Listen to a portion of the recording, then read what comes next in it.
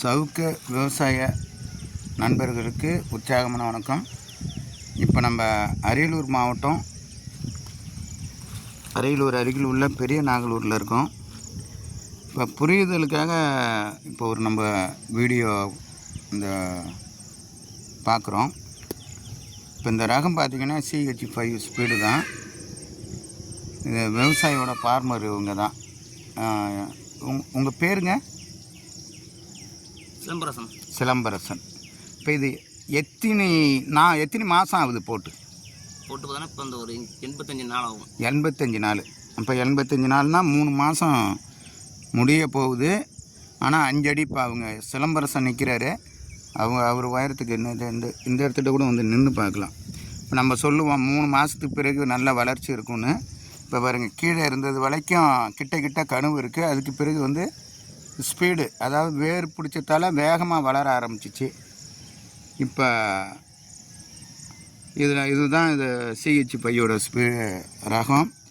இப்போ இந்த புரிதலுக்காக தான் இந்த கண்ணை இப்போ நம்ம காட்டுறோம். இப்போ இதில் வந்து பார்த்திங்கன்னா பக்க கிளையில் வந்து திரிசூலம் மாரி 3ஆக இருக்குது. இப்போ நம்ம விவசாயி என்ன செய்யணும், இதை ஒடிக்கலாமா ஒடிக்கக்கூடாதான்னு நம்ம விட்டுடுறோம். இப்போ இந்த பெருசாக போகிறத நேராக போகிறத விட்டுட்டு ரெண்டுத்தையுமே ஒடிச்சிடலாம். இதை கட் பண்ணிவிடுங்க. அப்படியே கட் பண்ணுங்கள். இந்த மாரி கட் பண்ணினீங்கன்னா இன்னும் ஸ்பீடாக நல்லா வளரும்.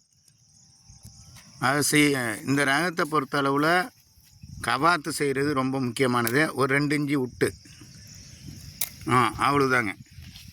இது வந்து நேராக ஆகிடும். இது இப்படி தான் நம்ம பராமரிக்கணும். இதுக்கு வந்து இது வரைக்கும் உரங்கிறேன் ஏதாவது கொடுத்தீங்களா? உரம் கொடுக்கலிங்க. வரும் நீர் மட்டும்தான் பாய்ச்சிக்கிட்டு இருக்கிறாங்க.